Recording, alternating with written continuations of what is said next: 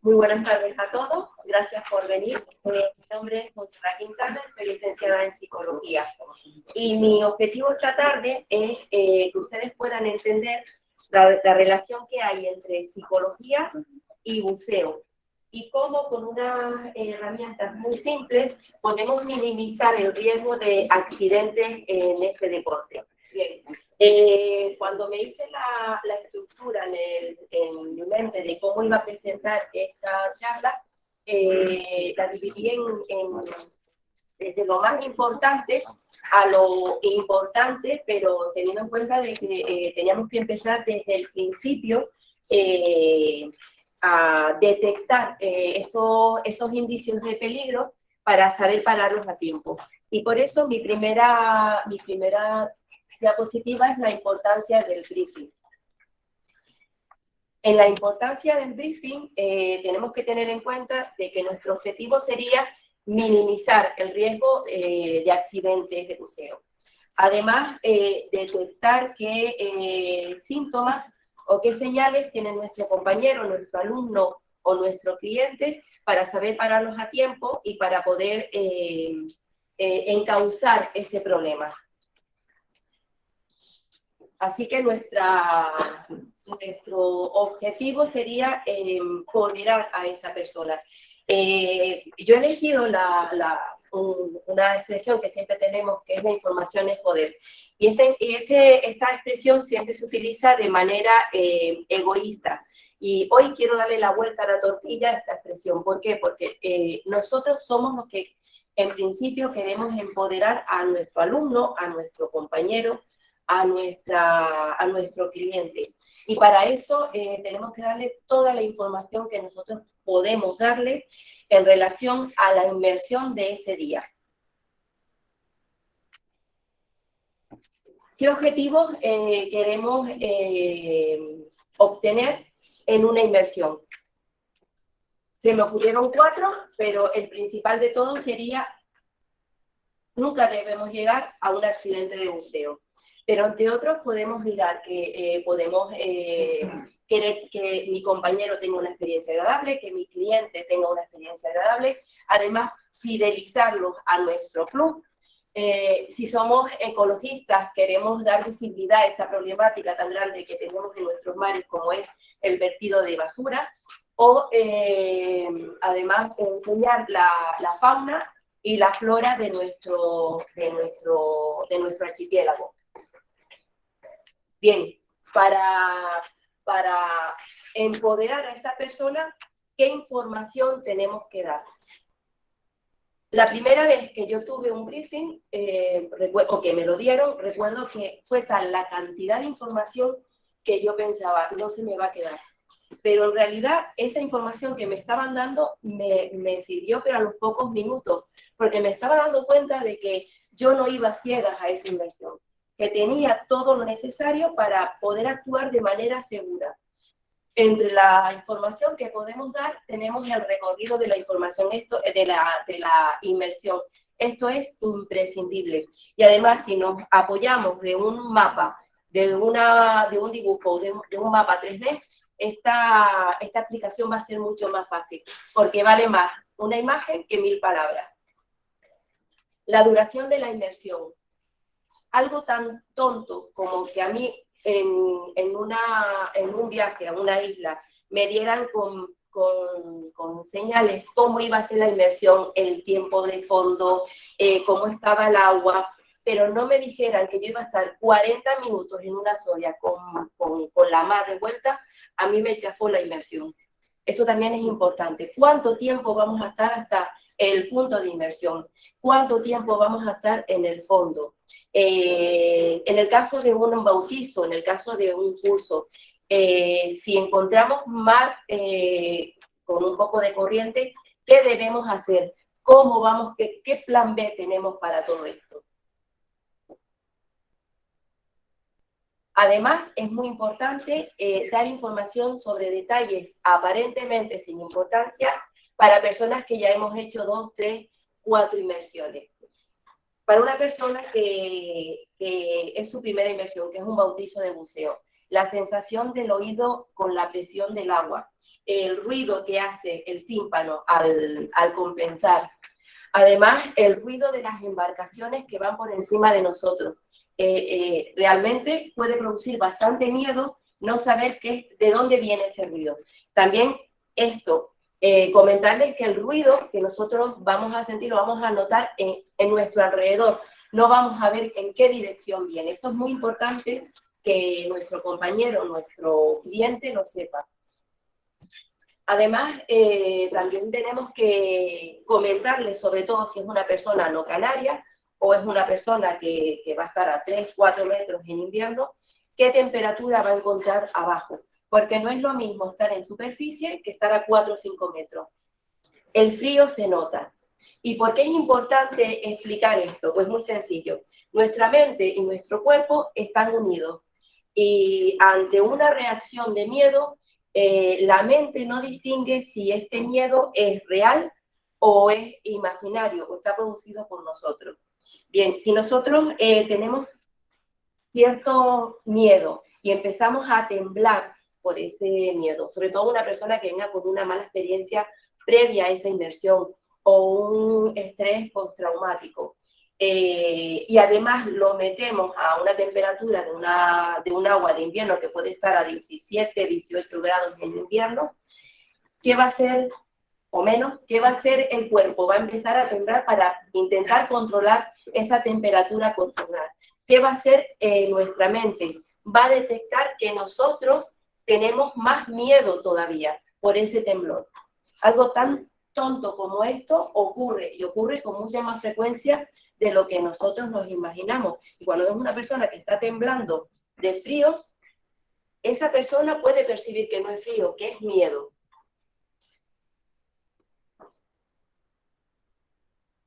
Dios, ¿me acabo de saltar? Sí, muy sensible. Demasiado. En el caso de un bautizo, ¿qué información extra debemos darle? Vídeos explicativos, prácticas del montaje del equipo de buceo. Si la persona no está cómoda en el día del bautizo, podemos proponerle, porque lo que le comentaba antes, la persona es la que tiene que tener la última palabra. Nosotros somos el instructor, nosotros somos el responsable de la vida de esa persona, pero esa persona no puede perder esa percepción de que él también tiene voz en este asunto. Entonces, podemos proponerle que tengamos una charla simplemente con una visualización de vídeos en vez de meternos en el agua si no está cómodo ese día.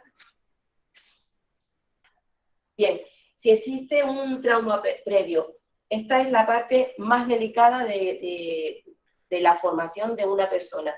Si existe un trauma previo, debemos hablar muchísimo con esa persona. ¿Por qué se produjo ese trauma? ¿En qué circunstancias? ¿Cómo gestionó después de ese trauma todo el proceso de asimilación? Fue al psicólogo, está en tratamiento. Todo esto lo debemos hablar con nuestros compañeros, con nuestro alumno, con nuestro cliente. Y todo esto es importantísimo hacerlo en una charla de 5 minutos.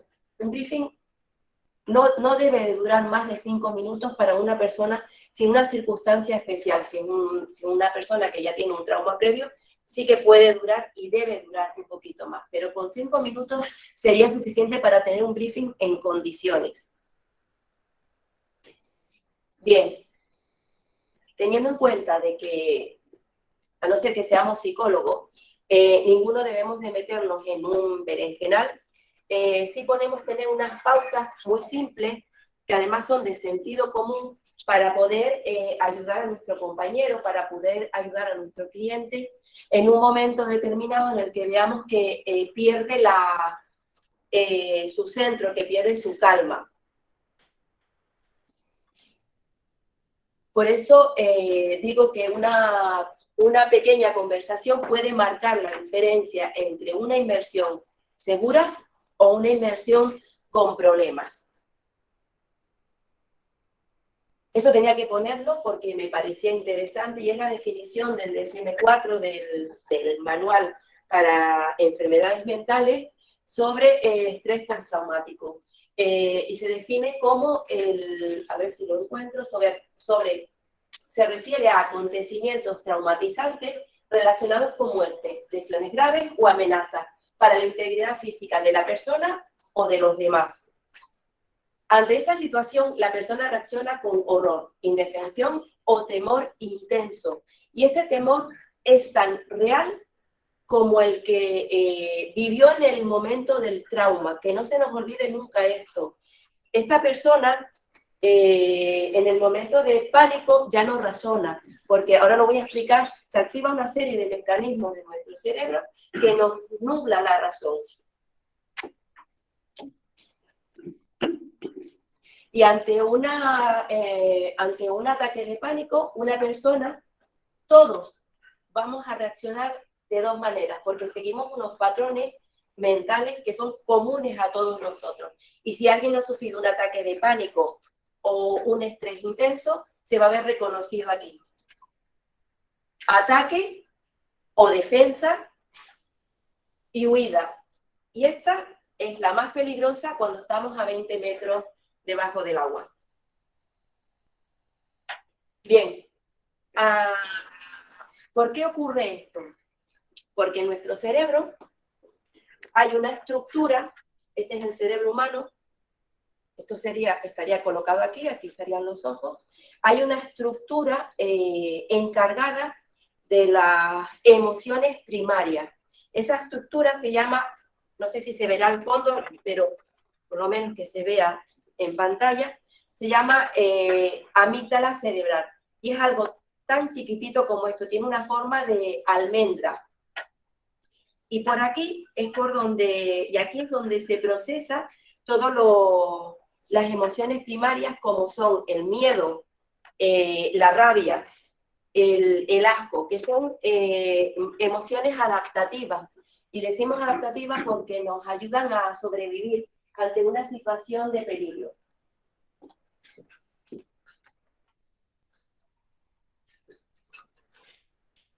Ante una situación diaria, nuestro cerebro puede procesar esa información por dos vías. Hay una respuesta primaria, y esa respuesta primaria sí pasa por el centro de procesamiento de la amígdala, y una respuesta que no se basa en información previa, no se basa en emociones, no se basa en datos, simplemente es una respuesta que nos ayuda a sobrevivir. Y luego tenemos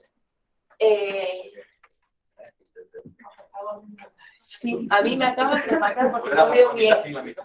¿Se puede quitar? No, es que normalmente las diapositivas se ven bien y lo que se ve muy oscuro es en la pantalla. Aquí, perfecto. ¿Puede ser?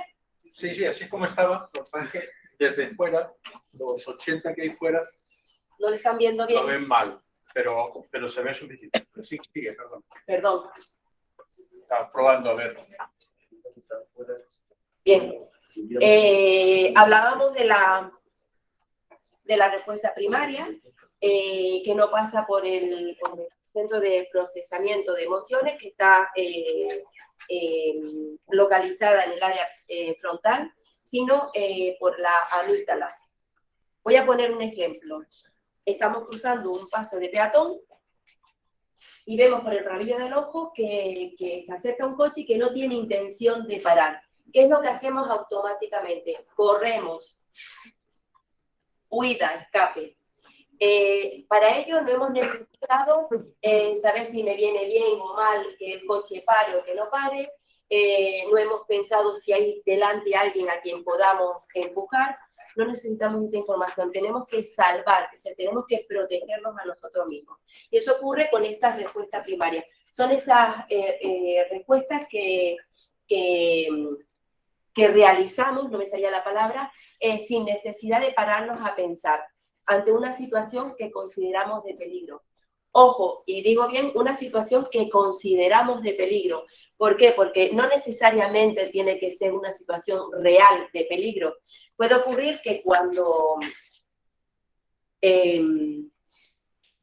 voy a poner otro ejemplo. Imaginen que tenemos un accidente de tráfico donde salimos bastante graves, estamos unos meses ingresados y que conseguimos un día salir por fin. Nos viene a recoger un familiar, nos montamos en el coche y conducimos hasta casa. El familiar conduce y nosotros vamos de copiloto.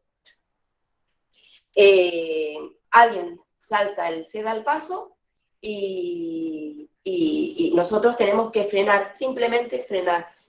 Ahí se disparan esas alarmas que hemos aprendido en el accidente previo. Y ahí nosotros, en nuestro cuerpo va a producirse una serie de reacciones químicas que voy a explicar posteriormente para preparar a nuestro cuerpo ante esa situación que en este caso es imaginaria, pero que nosotros consideramos muy real. Y ahora sí, vamos a la respuesta filtrada. En la respuesta filtrada se basa en toma de decisiones por datos, por vivencia, por emociones. Vamos a hablar de la amígdala cerebral, que es esta estructura que les enseñaba anteriormente. Está especializada en las emociones primarias, asco, miedo, rabia o odio, y es la responsable de que ante una situación de miedo se disparen una serie de mecanismos en nuestro cerebro para prepararnos para esa situación. Repito, sea imaginaria o sea real. Ante una situación de miedo ocurren varios cambios en nuestro organismo. Uno de ellos es que el pulso cardíaco se acelera. ¿Por qué? Porque necesitamos sangre en todos los tejidos para prepararnos para huir o para atacar. Además se produce una taquipnea porque necesitamos aire para nutrir esa sangre, necesitamos más oxígeno. Y además se produce un pico de glucosa, que es el que va a alimentar a esos músculos para ese ataque o para esa huida. Y todo esto puede ocurrir en segundos. Ahí nuestro cerebro ya está en, como digo yo, en modo piloto. Pero voy a nombrar a dos psicólogos y neuropsicólogos que trataron con más extensión esta estructura.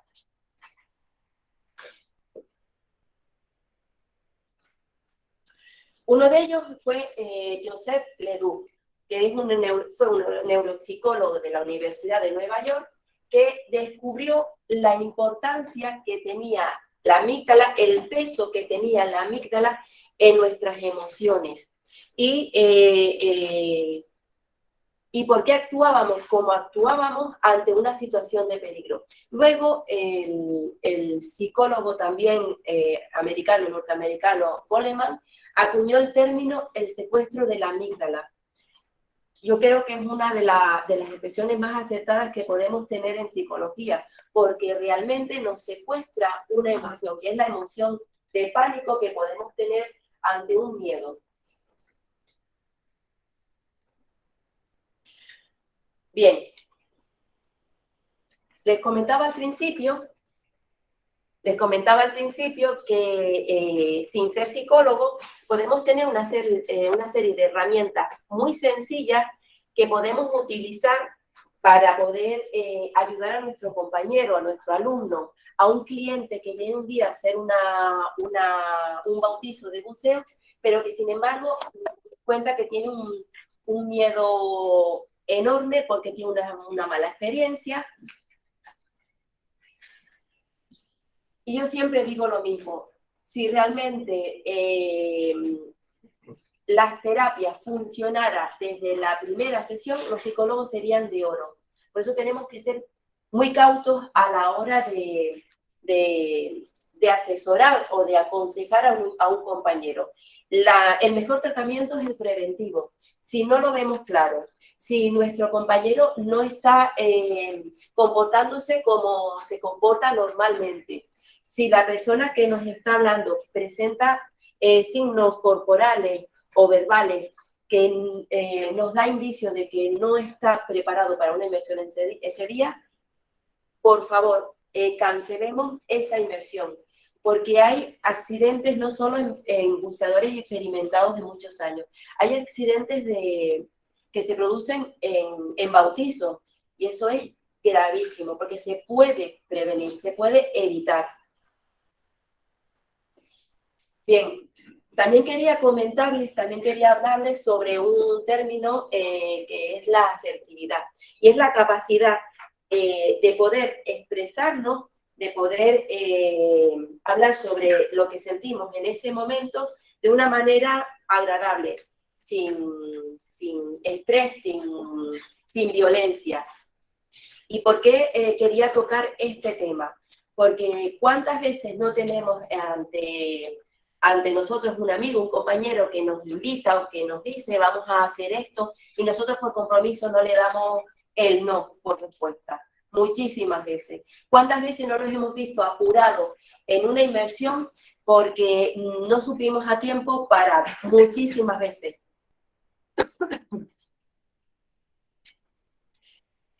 Señales que nos pueden indicar que un alumno o un compañero o un cliente en un buceo, en un bautizo de buceo, perdón, está nervioso. Podemos detectarlo viendo cómo se desconcentra a la hora de nosotros realizar el briefing. Si esa persona, cuando estamos explicándole qué inmersión vamos a hacer, qué recorrido, indicándole en el mapa, y esa persona está como tensa, eso es un indicativo. Puede ser o no, pero tenemos que prestar atención a esto. Si tiene las manos sudorosas, si está sudando sin aparente motivo, además si se siente a la defensiva. Yo, por ejemplo, soy una persona que cuando estoy muy nerviosa, estoy a la defensiva y hablo con palabras muy cortas, sí, no. Puede, para una persona que no conozca, que no me conozca, en el caso de que yo fuera la clienta que quiero hacer un bautizo de buceo, puede resultar o puede aparentar que es que soy antipática o que soy seca. Vamos a tener cuidado con esto, porque simplemente puede ser que es que yo esté nerviosa ese día. Entonces, vamos a intentar gestionar todo esto. Además, sobre todo esto puede ocurrir con un compañero nuestro, un compañero experimentado. ¿Cómo monta el equipo de buceo? He visto varias veces a personas experimentadas, a compañeros experimentados, que ante el montaje de su equipo de buceo dejan algo cerrado o dejan algo abierto, se pegan un susto. ¿Por qué? Porque no están centrados en lo que tienen que estar, que es en el montaje del buceo, en su preparación para la inmersión. Tengan en cuenta, que esto no lo había comentado antes, que cómo se tiene que hacer un briefing. Ante todo, se tiene que hacer en un ambiente de tranquilidad.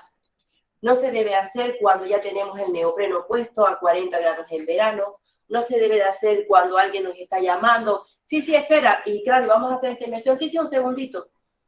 Les pedimos 5 minutos solamente de dedicación al briefing, pero se tiene que hacer en un ambiente calmado para poder detectar todas estas señales que les he ido comentando anteriormente.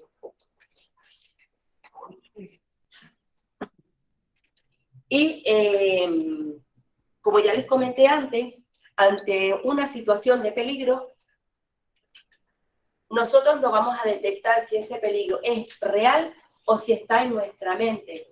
Así que lo importante es que tengamos una serie de herramientas muy sencillas, pero que nos va a ayudar a bajar ese nivel de excitación, de estrés en el momento. Una de esas técnicas que veo muy importante es la toma de conciencia de nuestra respiración. En psicología, lo primero que aconsejamos cuando viene alguien nervioso es que aprenda a respirar. Y todo el mundo dice, yo sé respirar. Probablemente ninguno sabemos respirar, porque perdemos esa esa habilidad a medida que nos hacemos mayores. ¿Ustedes han visto alguna vez cómo respira un bebé? Desde la barriga. Y esa es la forma ideal de respirar. ¿Cómo respiramos nosotros cuando estamos nerviosos? Desde la mitad de los pulmones superior. Esa es la forma que tiene un ser humano en un estado de estrés normal de respirar. Y esto ocurre porque, como comentaba antes, se han activado todas estas alarmas, todos estos cambios en nuestro cuerpo para ayudar a prepararnos para ese ataque o para esa huida. La primera cosa que nosotros tenemos que hacer cuando estamos nerviosos es poner una mano, y es algo tan sencillo como esto, poner una mano en el abdomen y contando 3, 4, 5, vamos a poner una pauta de una serie de números entre expiración e inspiración. Sería contar hasta 3, por ejemplo, cogemos aire, intentando aumentar la barriga, y esa es la manera, aguantamos la respiración 3 segundos, luego soltamos 3 segundos y esperamos 3 segundos.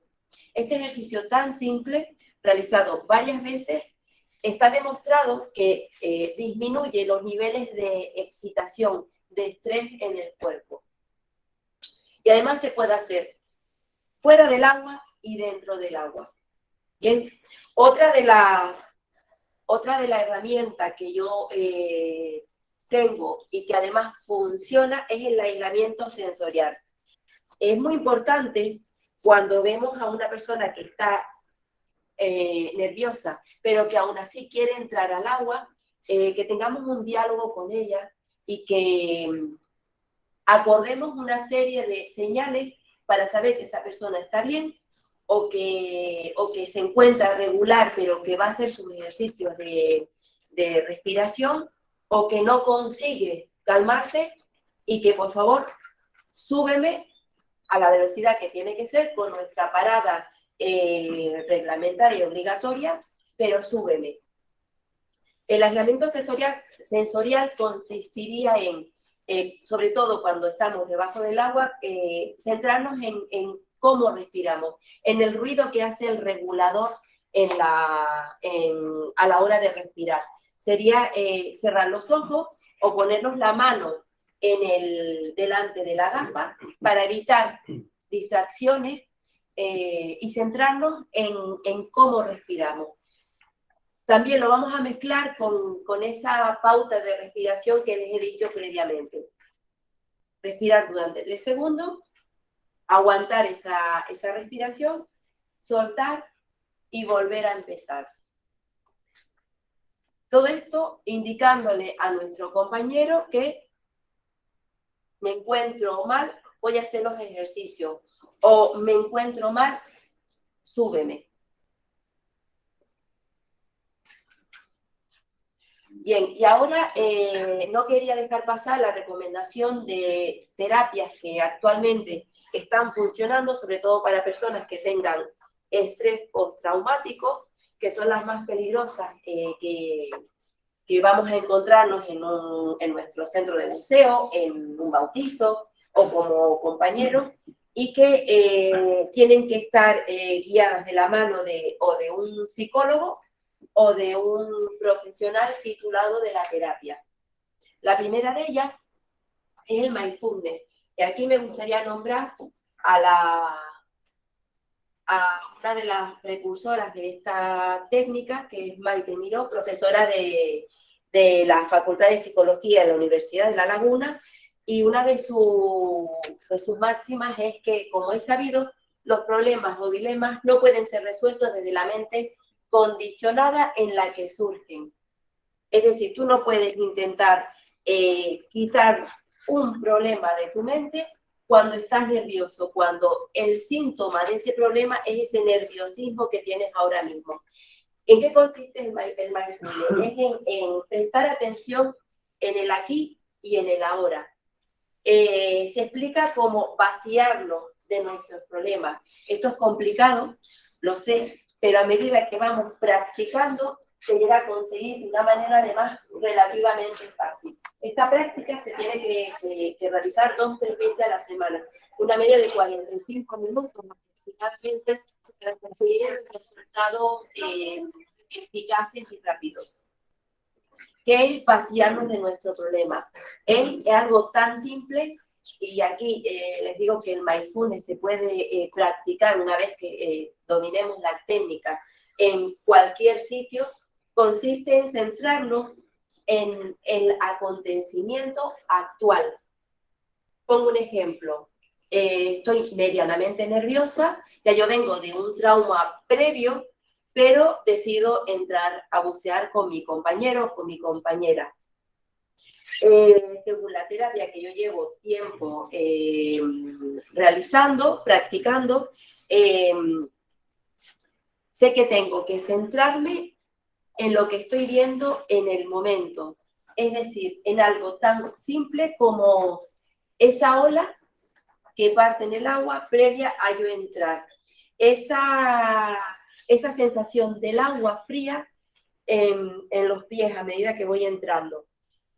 El peso, para algunos desagradable, para mí la primera, de todo el equipo. Y todo esto lo tenemos que mirar desde una manera agradable, no contrariado.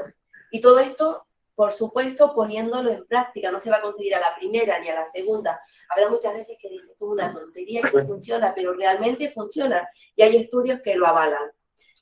Cuando nosotros nos centremos en lo que estamos haciendo aquí y ahora, realmente estamos consiguiendo practicar mindfulness, estamos consiguiendo vaciar nuestra mente de ese problema que traíamos en el coche y nos hemos centrado en algo tan maravilloso como es disfrutar de los fondos marinos. ¿Cuándo vamos a saber que esa práctica ha tenido un éxito en nosotros? Cuando no nos demos cuenta que hemos alcanzado la tranquilidad, cuando ya no nos importa que la bronca que tuvimos con nuestro jefe, o ya no nos importa que nos haya saltado en el piloto del tablero del coche una luz porque tenemos que ir a revisión. En ese momento es cuando sabemos que ya hemos estado alcanzando esa tranquilidad y que la terapia está funcionando. Perdón. Esta terapia, la programación neurolingüística, tiene tanto detractores como fans. Sí les recomiendo, desde mi punto de vista, y esto se lo aconsejo como psicóloga, que siempre lo hagan de mano de un psicólogo, porque es la persona que está preparada, porque ha estudiado la mente humana y está preparada para una reacción no inesperada del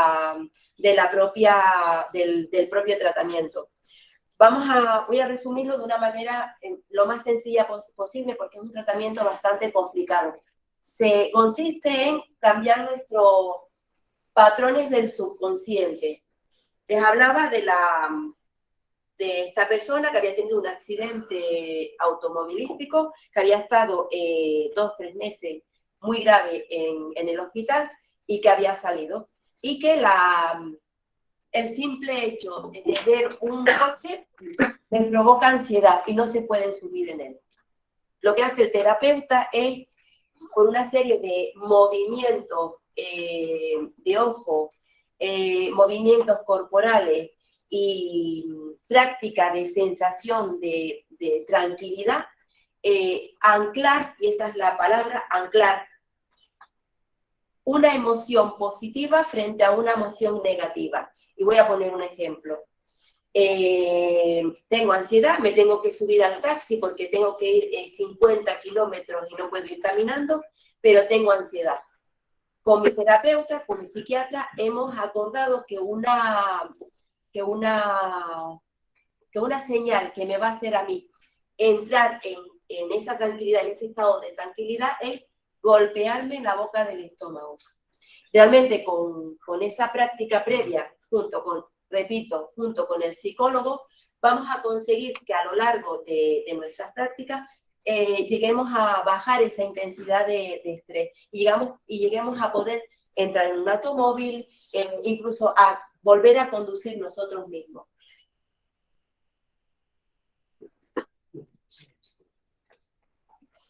Esto es un resumen, pero creo que la explicación que yo he dado es un poquito menos complicada de entender.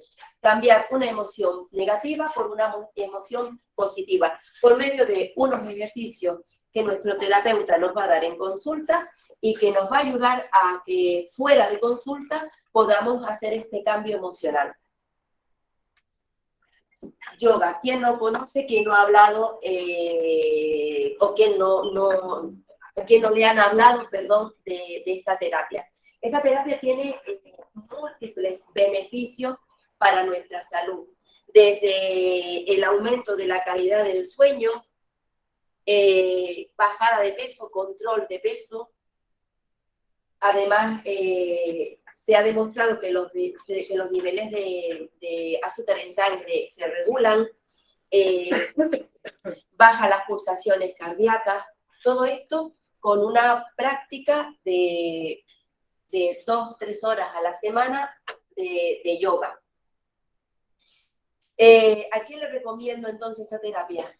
A todos nosotros. ¿Quién de nosotros no tiene, si nos hicieran una analítica ahora mismo, no tiene los niveles de cortisol por las nubes? Entonces, es algo que realmente vamos a recomendarles a todo el mundo que practique de una manera más o menos frecuente. Conclusiones sobre la conveniencia de una inmersión ese día. Ante la duda, cancelemos la inmersión. Aunque seamos un profesional que tenemos un centro de buceo, más vale aplazar una vez un bautizo de buceo que no tener un susto grave, que esa persona no vuelva y que el boca a boca funcione de manera negativa. Tengan en cuenta que un mal comentario hace muchísimo más daño que beneficio 10. Aspectos a tener en cuenta, sobre todo va dirigido a la persona que viene con un estrés previo o a la persona que tiene un problema puntual, llámese problema laboral, problema familiar, de enfermedad, me estoy separando. Tenemos que tener en cuenta esta serie de pautas a la hora de decidir si vamos a una inversión o si nos quedamos en tierra tomándonos una cañita, que muchas veces yo lo he hecho y no solo he ganado en seguridad, sino que me he evitado más de un susto. Una de las pautas que tenemos que observar es que lleguemos al punto de inmersión, ya sea el punto propio de inmersión, ya sea el centro de buceo donde hemos acordado estar, tranquilo. Si vemos que estamos excesivamente nerviosos, aunque seamos buceadores experimentados, aunque llevemos 20 años buceando, mi recomendación es aplázalo un par de horas y si no consigues tranquilizarte, vamos a dejarlo para mañana, que mañana va a seguir estando a la orilla del mar ahí. Además, tenemos que tener en cuenta si de manera puntual eso es para todo, o con un tratamiento prolongado, estamos tomando algún tipo de tranquilizante, algún tipo de medicación que nos merme la tensión. Tengan en cuenta que a 15 metros, que a 3 metros, toda nuestra atención tiene que estar en el buceo. No solo en nosotros, sino en nuestro compañero. No debemos y no podemos ponernos en peligro nosotros mismos, sino a la persona que nos acompaña.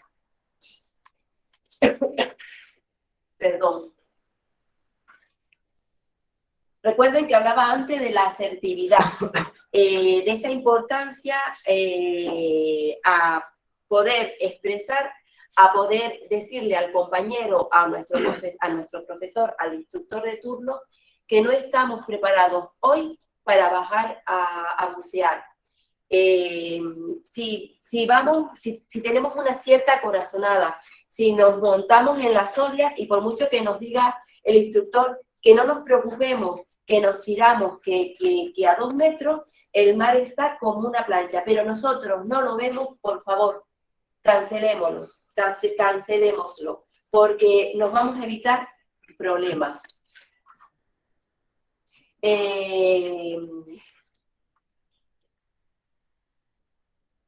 Cuando nos veamos debajo del agua, estemos a 2, 3 metros, y sintamos también que no conseguimos tranquilizarnos, que no conseguimos bajar esa intensidad, es nuestra obligación hablar con nuestro instructor, es nuestra obligación como instructor estar pendiente de esa persona que ya viene con un trauma previo, que ya viene con un estado de alteración previo, porque ya lo hemos hablado en el briefing, parar.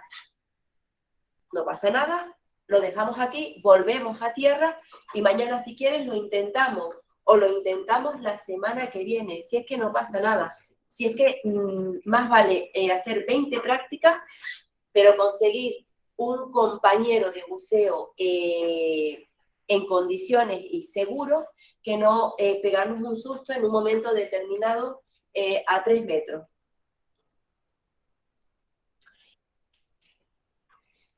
Esto es un resumen de todo lo que he hablado anteriormente, que una mala experiencia por no saber parar a tiempo no nos prive de poder disfrutar en el futuro de la belleza de los fondos marinos. Al fin y al cabo, creo que la gran mayoría de nosotros practicamos este maravilloso deporte y por mi parte, por lo menos, no quiero dejar de practicarlo. Y para eso hay que tomar las medidas adecuadas en los momentos adecuados. Y por último, ya para terminar, quiero hacerles una petición a todos, y eso de manera personal, y lo he hecho con una imagen cedida amablemente por un compañero de buceo y además fotógrafo muy bueno y galardonado en Canarias, que es Sacha Lovenstein. Mi petición es que tomemos solo imágenes, matemos solo el tiempo y dejemos solo burbujas cada vez que vayamos a bucear.